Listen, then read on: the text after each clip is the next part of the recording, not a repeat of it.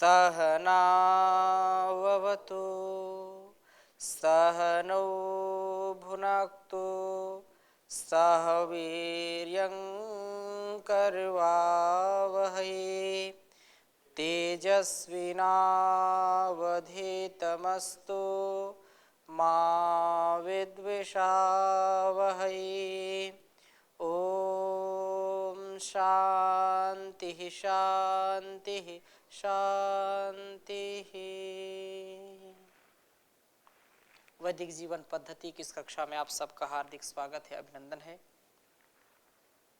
ऋग्वेद के 34वें सूक्त के मंत्रों का हम स्वाध्याय कर रहे हैं और बहुत ही सुंदर जीवन, बहुत ही सुंदर हमारा तन मन का स्वास्थ्य हो, जिसके बिना हम इस संसार में गति प्रगति नहीं कर सकते हैं, जिसके बिना संसार का कोई भी कार्य नहीं कर सकते हैं।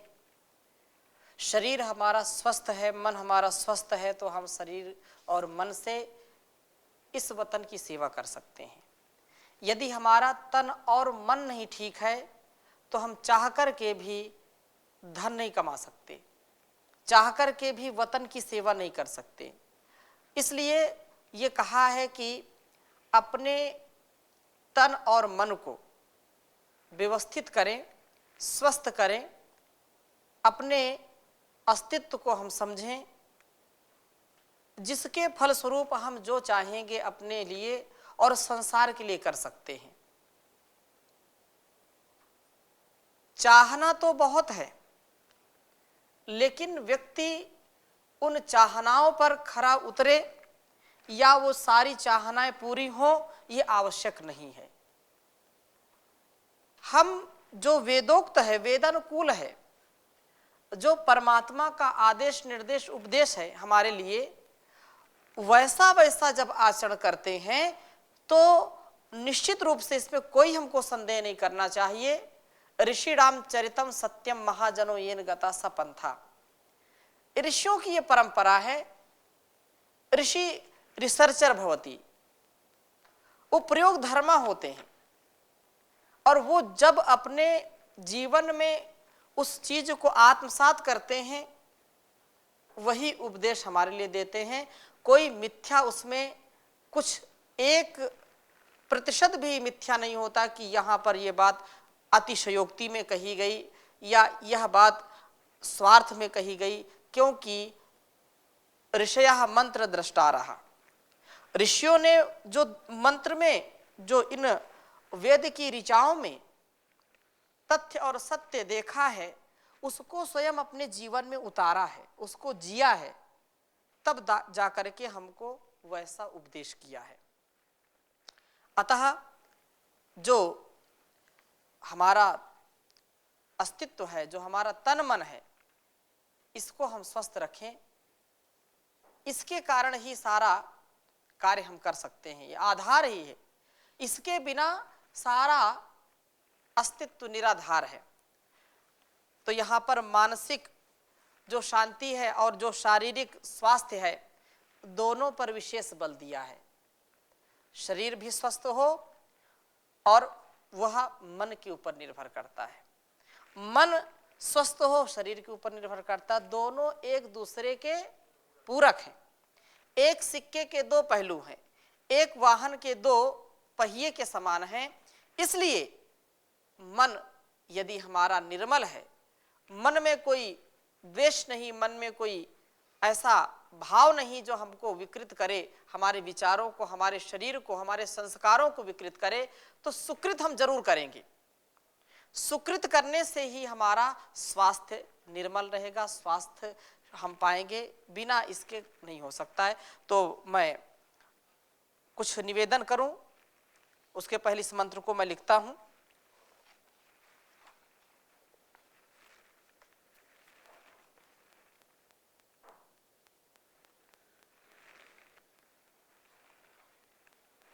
ओम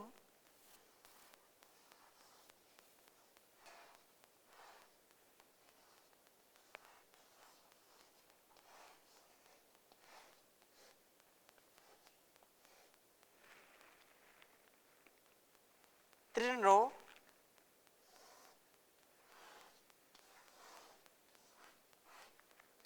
त्रिनो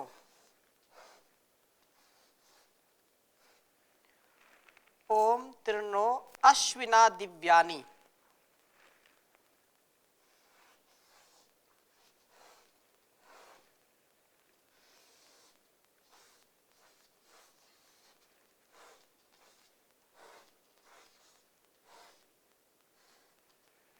अश्विना दिव्यानि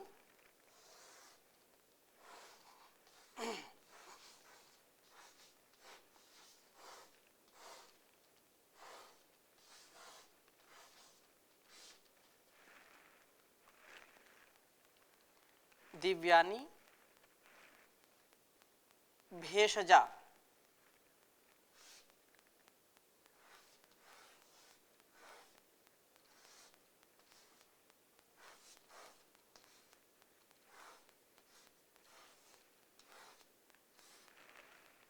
त्रिहि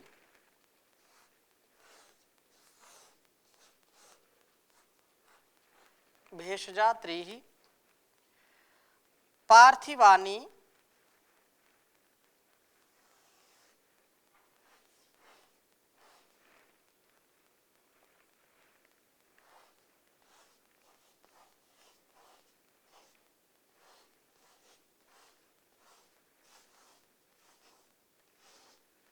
पार्थिवानि तिरु दत्तम अद्भ्यः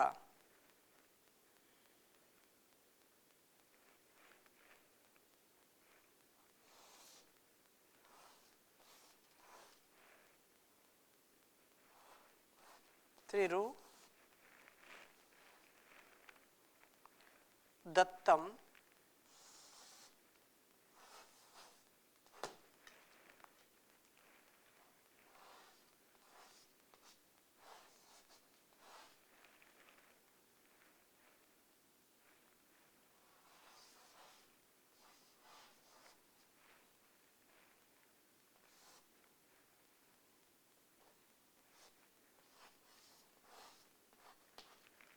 दत्तम अद्भ्यः ओमानम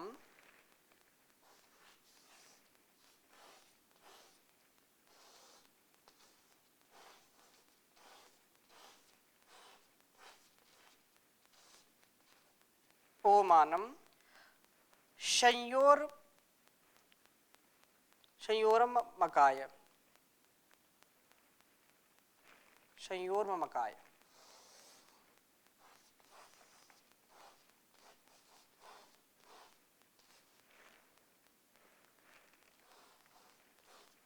संयोरम मकाय संयोरम अकाय ऐसे आएगा।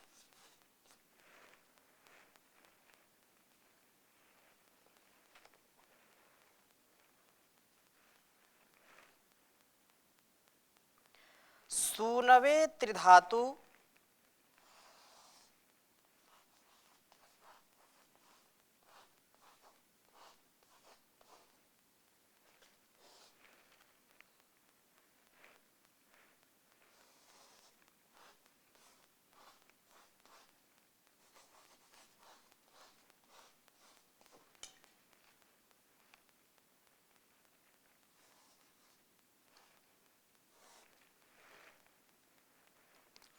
शर्म वहतम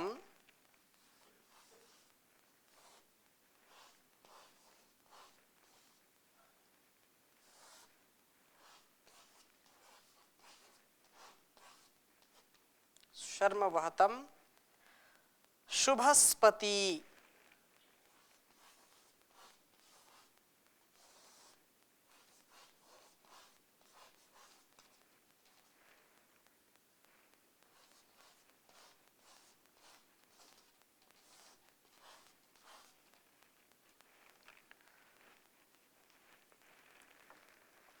ओम त्रिनो अश्विना दिव्यानि भेषजा त्रिहि पार्थिवानि तिरु त्रिरु दत्तम अद्भ्यः ओमानम संयोर्ममकाय सूनवे त्रिधातु शर्म वहतम शुभस्पति। ओम त्रिर्नो अश्विना दिव्यानि भेषजा त्रिः पार्थिवानि त्रिरुदत्तमद्भ्यः।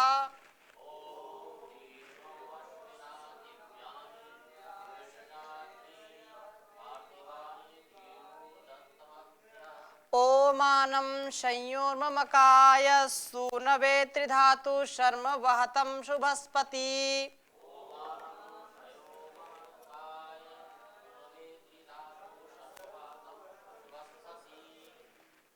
मंत्र का अभिप्राय इस प्रकार से है कि त्रिर्णो अश्विना दिव्यानि भेषजा त्रिः पार्थिवानि त्रिरु दत्तमद्भ्यः ओमानं संयोर्ममकाय सूनवे त्रिधातु शर्म वहतम शुभस्पति। हे अश्विना, हे प्राण आपानो, हमें नह माने हमें त्रिधा तीन बार दिव्यानि भेषजा दिव्य औषधियों को दत्तम दीजिए। यह दिव्य औषधियों से अभिप्राय मस्तिष्क के लिए हितकारी औषधियों से है। ये औषधियां हमारे मस्तिष्क के दोषों को, उनके जो कुविचार हैं या उनके जो रोग हैं, मस्तिष्क के रोग हैं, उनको दूर करके उन्हें प्रकृति, जीव और परमात्मा के ज्ञानों से परिपूर्ण करने वाली बनाइए। हमारे मस्तिष्क का जो वैचारिक आधार है, जो वैचारिक उच्चता है, उसमें प्रकृति जो परमात्मा है, प्रकृति से यदि ले तो प्रकृति, आत्मा और परमात्मा, ये तीनों के विषय में व्यक्ति निर्भ्रांत जब हो जाता है, उसको पूरा पूरा ज्ञान हो जाता है। वह जो परमात्मा है, यह जो प्रकृति है और मैं जो आत्मा है, इन तीनों का ही जानने वाला व्यक्ति अपने जीवन का जो चरम उद्देश्य उसकी पूर्ति कर लेता है। और फंसता कब है? जब इनके स्वरूप का ठीक ठीक ज्ञान नहीं होता है। परमात्मा के स्वरूप का ठीक ठीक ज्ञान नहीं होता है, प्रकृति का ठीक ठीक ज्ञान नहीं होता है और अपने आप का ज्ञान नहीं होता है, तो व्यक्ति बिल्कुल मृत प्राय हो जाता है। अर्थात जीते जी भी वो शमशान के जो है पड़े हुए शव के समान होता है। शमशान में जैसा पड़ा शव होता है, वैसे अचेत स्थिति में, बेहोशी में, या अपने जीवन की दिव्यता को, भव्यता को, इसके उद्देश्य को व्यक्ति नहीं समझ पाता है। इसलिए यह ज्ञान जो है हमको तीनों के विषय में, परमात्मा, आत्मा और प्रकृति का ठीक ठीक बोध कराने वाला होता है। यह जो मन मस्तिष्क का विकार है, इसको दूर करके योग साधना, प्राण साधना करके व्यक्ति महान ज्ञान को प्राप्त कर लेता है। और त्रिविध ज्ञान को प्राप्त करने के लिए ही औषधियों को 3 बार देने की प्रार्थना की है। इसी प्रकार से त्रिह 3 बार पार्थिवानी, जो पृथ्वी संबंधी औषधियां हैं उनको भी दीजिए। पृथ्वी में जो औषधियां हैं, अर्थात पृथ्वी शरीर है, औषधियां दीजिए जो कि हमारे शरीरों को, इसमें 3 जो है धातुएं विशेष हमारे लिए, जैसे तो सप्त धातु बोलते हैं, ये हमारे शरीर को जब संतुलित रहती हैं तो खूब बढ़ाती हैं और खूब हर प्रकार से स्वस्थ रखती हैं। लेकिन इनमें विषमता जब आ जाती है तो फिर व्यक्ति बीमार हो जाता है, व्याधियां उनको सताने लगती हैं। तो ये जो आधार हैं, वात, पित्त और कफ, ये 3 हैं। इन तीनों को यदि हमने संतुलित कर लिया तो कभी व्यक्ति रोगी नहीं होता है, स्वस्थ रहेंगे। तो ये कहा है कि त्रि पार्थिवानी, ये 3 जो है ऐसी औषधियां हमको 3 औषधियों से युक्त कर दीजिए जो कभी भी हमारे शरीर को रुग्ण ना करने वाली हो। वात जो है यदि प्रकुपित हो जाए तो व्यक्ति को बहुत परेशानी होती है। जोड़ों का दर्द, पेट में गड़बड़ी, फिर वो इधर उधर जो है पूरा शरीर अस्त व्यस्त हो जाता है, कहीं से भी कुछ निकल आता है। वात हो या पित्त हो या कफ हो, ये तीनों यदि संतुलित रहेंगे तो व्यक्ति स्वस्थ रहेगा। और तीनों के बिना तीनों में से एक भी इधर उधर हो गया तो शरीर का स्वास्थ्य खराब हो जाएगा। तो ये जो वात पित्त कफ के जो विकार से होने वाले रोग से हमको बचाएं, इसलिए प्राणायाम इन तीनों त्रिदोष शामक है, त्रिदोष नाशक है। और औषधियों का प्रयोग तो करते हैं, अमृता आदि जो अन्य औषधियां हैं उनका प्रयोग करके हम त्रिदोषों को जो है समाप्त करें, उसका या जो असंतुलन है उसको व्यवस्थित करें, संतुलित करें। तो 3 बार देने की प्रार्थना की है। चूंकि रोग त्रिविध हैं, 3 प्रकार के जो है दुख होते हैं, अथ आदिदैविक, भौतिक और आध्यात्मिक। 3 प्रकार के दुखों से बचने का क्या उपाय है? तो 3 प्रकार के दुखों से बचने का यही उपाय है कि परमात्मा ने जो हमारे लिए व्यवस्था की है, जो हम प्राण विद्या से सीखते हैं, उससे जानते हैं, उसको कभी भी उसके करने में प्रमाद न करें। ये प्राचीन विद्या है और परम पूज्य श्री स्वामी जी महाराज ने तो पूरी दुनिया को जगाया है, पूरी दुनिया में योग का डंका बजाया है, घर घर योग की अलख जगाई है और लोग लाखों करोड़ों अरबों लोगों ने स्वास्थ्य अपना सुधारा है इससे, योग से। तो ये तो केवल ऐसी नहीं कि केवल बस लिख दिया हो गया, ऐसा नहीं। ये विद्या, ये परम विद्या है, महान विद्या है और ये हमारे तन मन और वतन को स्वस्थ करने वाली विद्या है। और कहा उ अद्भ्य अंतरिक्ष से आपह, अंतरिक्ष जो 3 बार औषधियों को दीजिए। हृदयांतरिक्ष की भी औषधियां जो हमारे अंदर काम क्रोध लोभ 3 प्रकार है।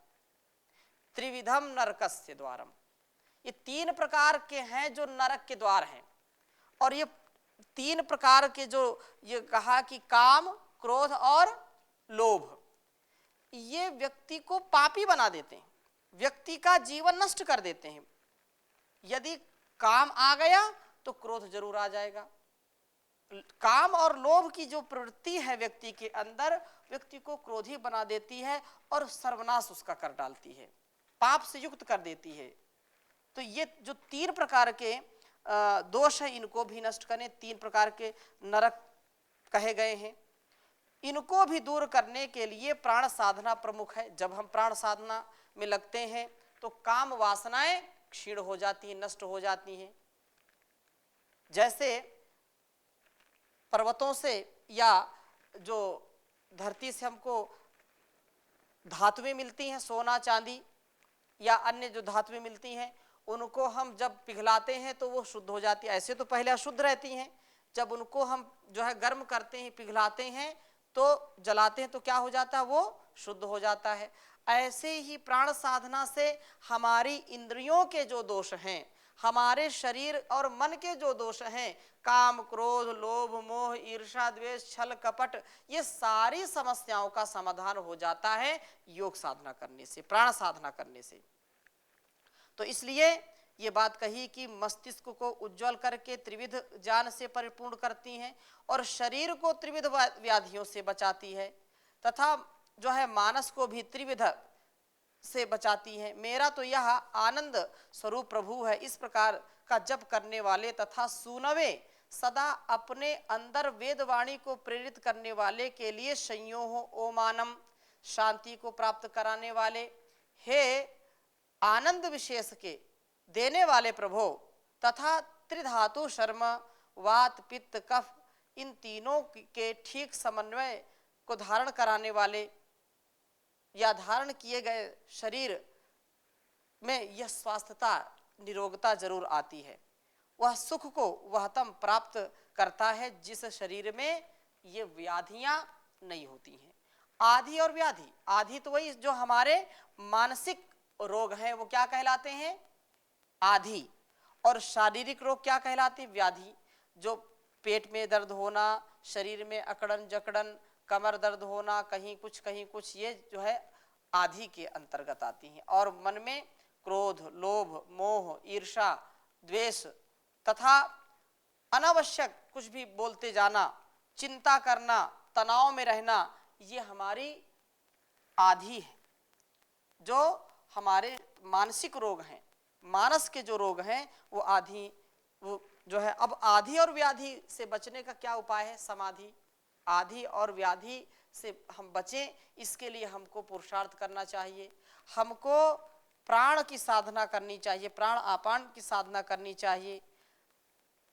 मेरा मानस शांत हो तथा शरीर स्वस्थ हो, ऐसी यह भावना यहाँ है कि मन यदि हमारा स्वस्थ रहेगा तो शरीर भी स्वस्थ रहेगा। प्राण अपान की साधना से हमारे शरीर की जो त्रिलोकी अपने अपने ऐश्वर्य से युक्त हो तथा मानस शांति के साथ शारीरिक स्वास्थ्य को प्राप्त कराती है।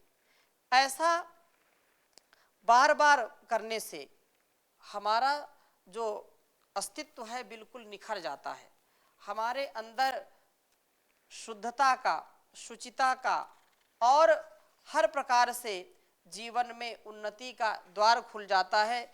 इसलिए यह प्राणायाम की जो विद्या है उसके विषय में यहाँ पर निवेदन किया गया है।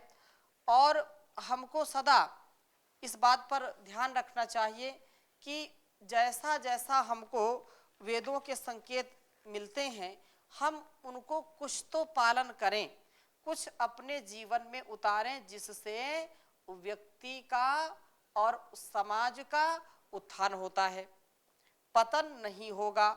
ऐसे यदि हम पुरुषार्थ नहीं करेंगे ज्ञान को प्राप्त करने में, पुरुषार्थ नहीं करेंगे मन और तन की शक्ति को बढ़ाने में, तो क्षीणता तो स्वाभाविक है। केवल उस आत्मा और परमात्मा के विषय में यदि हम कहें तो उसमें तो कोई परिवर्तन होता नहीं, नहीं तो संसार क्या है, परिवर्तनशील है। अभी कोई शिशु है, बच्चा है, कुछ दिन बाद हम देखते हैं वो बड़ा हो जाता है, फिर जवान हो जाता है, फिर बुढ़ापे को प्राप्त कर जाता है और एक दिन उसका जीवन समाप्त हो जाता है। इसी प्रकार से जो भी व्यक्ति, वस्तु और स्थान हम देखते हैं उसमें सतत परिवर्तन चलता रहता है, परंतु परिवर्तनशील इस संसार में वह व्यक्ति कभी नहीं बदलता है जो प्रभु की शरणागति को प्राप्त करता है। वह व्यक्ति सदैव एक रस रहता है जो परमात्मा आनंद का रस लेता है, उसकी भक्ति का रस लेता है। इसलिए मन को हम समझाएं, मन तो बहुत ही चंचल है, ये मन बड़ा चंचल है, चिंतन में नहीं लगता। ये मन का जो खेल है ना, इसको हमको मेल से देखना पड़ेगा और जो प्रार्थना करते हैं तन में मनः शिव संकल्प मस्तु, वैसी भावना से उत्प्रोत होना पड़ेगा। मूर्ख मन धीरज मत खोए, सहज पके सो मीठा होए। जो जल्दबाजी करते हैं और तीव्रता में सब चाहते हैं, आजकल तो और शॉर्टकट कोई रास्ता बताओ कि मोक्ष मिल जाए, कोई ऐसी तरकीब बताओ कि कभी बीमार ही ना हो, दिनचर्या नहीं करना, खान पान ठीक नहीं रखना, व्यायाम नहीं करना, सदाचरण नहीं करना, समय से ना सोना, समय से ना जागना, और फिर भी हम स्वास्थ्य की कामना करें, जबकि आहार सबसे पहले है। आहार, निद्रा और ब्रह्मचर्य, इन तीनों की तिलांजलि देकर के कोई व्यक्ति पूछे कि कोई ऐसा उपाय बताओ कि मैं हमेशा स्वस्थ रहूं, कोई उपाय नहीं इसका। जो सहज प्रक्रिया है उस प्रक्रिया में हमको ढल करके ही अपने स्वास्थ्य को, अपने समाज को हम अच्छा बना सकते हैं। जो प्राकृतिक रूप से फल पकता है उसमें बड़ा रस होता है, उसमें मिठास होती है, उसमें सुगंध होती है, उसमें सारा प्रोटीन, विटामिन जो भी उसका तत्व है मिलता है बहुत अच्छी प्रकार से। लेकिन यदि कोई जल्दबाजी में उसको कच्चा तोड़ ले तो वो उसमें से स्वाद मिलता नहीं है। जबरदस्ती यदि पकाना चाहें तो वो कभी पकता नहीं है। इसलिए कहा है सहजता में जीवन जीना चाहिए। मूर्ख मन धीरज मत खोए, सहज पके सो मीठा होए। व्याकुलता तज क्यों नहीं सोए, सहज पके सो मीठा होए। माली बीज तो पहले बोता, फल मौसम आने पर होता। बिन मतलब का बोझा ढोए, सहज पके सो मीठा होए। बूंद बूंद से घट भरता है, लेकिन वक्त लगा करता है। यह सच है तो फिर क्यों रोए, सहज पके सो मीठा होए। सहज पके सो मीठा होए। नर मेहनत हर दम करता जा, आलस को तज श्रम करता जा। परिश्रम जल सबके मल धोए, सहज पके सो मीठा होए। सहज पके सो मीठा होए। निज पथ पर तुम ना घबराना, पग पग अविचल बढ़ते जाना। पथिक असफल रहा नहीं कोए, सहज पके सो मीठा होए। सहजता में ही आनंद है। जो बनावटी जीवन है, बनावटी जो भक्ति है, बनावटी जो दिखावटी जो काम होता है, वो क्षणिक होता है। यदि हम सहजता में जीवन जीते हैं, चाहे कितना बड़ा जीवन हो, हम भटकते नहीं हैं। और असहज होने से व्यक्ति थोड़ी देर में धराशायी हो जाता है। इसलिए ये बात कहते, बचपन से सुनते हैं, इंसाफ की डगर पे बच्चों दिखाओ चल के, यह देश है तुम्हारा, नेता तुम ही हो कल के। ये तो बात एक हो गई। सीखने की बात क्या है? दुनिया के रंज सहना, पर मुंह से कुछ न कहना। सच्चाइयों के बल पर आगे को बढ़ते रहना।